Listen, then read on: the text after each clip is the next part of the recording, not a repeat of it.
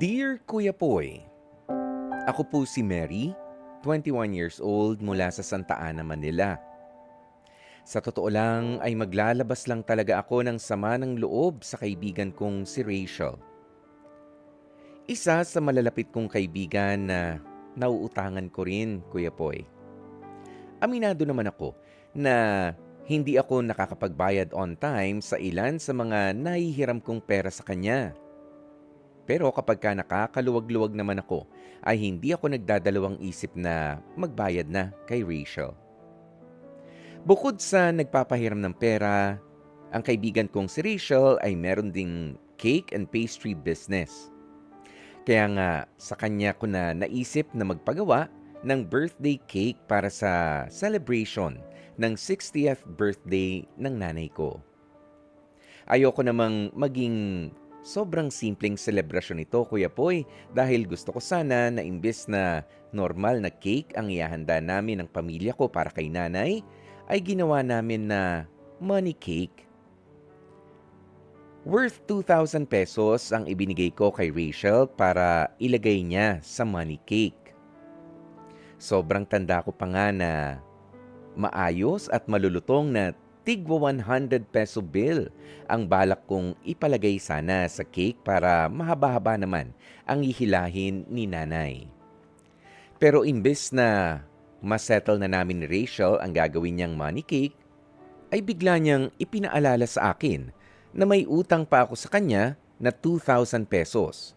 Kaya naman gusto niya na ibigay ko sa kanya yung pera. At ang sabi niya pa nga, doon sa ibinigay kong pera ay kukunin niya na bilang bayad yon sa utang ko sa kanya. Nakiusap naman ako, Kuya Poy, kay Rachel na hayaan na munang palampasin ito given na birthday naman ni nanay. At kapag ka dumating na nga ang sahod ko ay saka ko naman isusunod ang kulang ko pang utang sa kanya. At dumating na nga ang pinakahihintay ng pamilya ko, ang araw ng birthday ni nanay. Dito nga ay naghanda kami ng iba't ibang mga putahe dahil minsan lang naman mangyayari ito sa isang taon at syempre, nagpapasalamat at excited ang lahat dahil 60th birthday ito ni nanay at may kakaibang sorpresa kami para sa kanya. Kuya Poy, dumating na nga ang oras kung kailan ay kinantahan na namin si nanay ng happy birthday. At matapos nga noon ay sa kanya hinipan ang kandila sa cake na regalo namin sa kanya na ipinagawa ko kay Rachel. Sabik na sabik kami noon, Kuya Poy, dahil mahuhugot na ni nanay ang pera sa loob ng inihanda naming cake sa kanya. Pero akala ko magtatapos sa masayang selebrasyon ang birthday na yon ni nanay. Sa totoo lang, Kuya Poy, wala kasing lumabas na pera sa loob ng cake na ipinagawa ko sa kaibigan kong si Rachel. Nagawa na rin naming hatiin ang buong cake pero wala man lang talaga kaming nakitang pera sa loob ng money cake. Grabe, Kuya Poy. Akala ko ay hindi seseryosohin ni Rachel ang balak niyang kunin na ang 2,000 pesos na utang ko sa kanya na gagamitin sana para sa money cake sa 60th birthday ni nanay. Yun pala tinutuon niya. Grabe ang sama ng loob ko sa kanya sa ngayon. Nag-message nga po ako kay Rachel para sabihin ang ginawa niya pero ang sabi lang niya sa akin ay sobrang tagal na raw nang hiniram ko at dapat ko na raw isettle yon. Siyempre wala na nga akong nagawa. At the same time, sobrang nahiya ako sa nangyari. Idagdag pa na na-disappoint ko ang nanay ko. Sa tingin niyo po ba, Kuya Poy, ay mali nga ba ang ginawa ni Rachel o ako rin talaga ang may kasalanan? Masakit para sa akin ang nangyaring yun. Minsan lang na mag-celebrate ng kanyang 60th birthday si nanay. Kaya naman, ang sama ng loob ko sa kaibigan kong si Rachel. Valid po ba ang nararamdaman kong ito? Maraming salamat sakaling mapili ninyo ang aking kwento. Hanggang dito na lamang ang aking storya.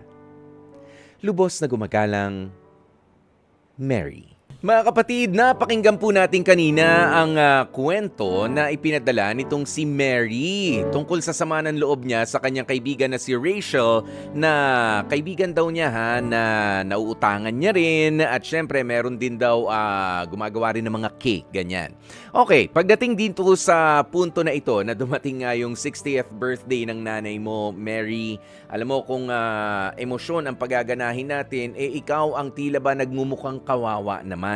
O kawawa naman, chinempo pa doon sa birthday nung nanay, yung pagsingil ng kwarta. Pero if you come to think of it, ginawa ni Rachel pa rin yung cake. At nung panahon na ipinapagawa mo pa lamang yung cake, sinisingil ka niya nung panahon na yun. At dapat naman din siguro ay iginalang mo. And I don't believe na sa panahon ngayon, i-risk mo, ayan, na isusugal mo yung business mo na pinatatakbo para lamang masiraan ng isang kaibigan. 'Di ba? Kasi ang dali-dali na ngayon, pipicturan mo, tapos i-video mo, lalagyan mo ng kwento, magva-viral ka na, masisira na yung business nito si Rachel. Kaya ang naiisip ko naman, Mary, with all due respect, ay baka sobrang tagal na rin nung utang mo sa kanya. Oo, kasi nga, unang-una yung usapan na next time na. Ayan, kasi kaibigan mo naman, di ba? Ang hilig natin na ganyan, uy, baka pwede naman next time na. O, kailan ba talaga ang last time nung next time na yan? O na utang na yan? I mean, meron kayong mga usapan bilang magkakaibigan. Pero kapag your friend is running a business, igalang mo yun na meron siyang business, pinapaikot niya lang yung pera. Unless ang pinatatakbo niya ay charity, hingi yun. Ano man yung ibigay niya sa'yo, hindi niya pwedeng bawiin. Hingi na yun eh. O kaya naman, may kinalaman siya doon sa mga ayuda-ayuda.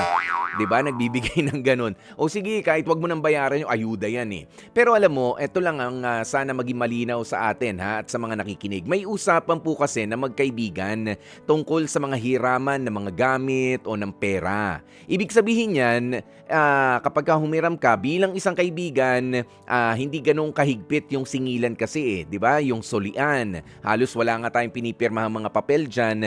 Kumbaga, mas iisipin natin na may konsiderasyon, okay? Mas may konsiderasyon doon sa nahihiraman natin.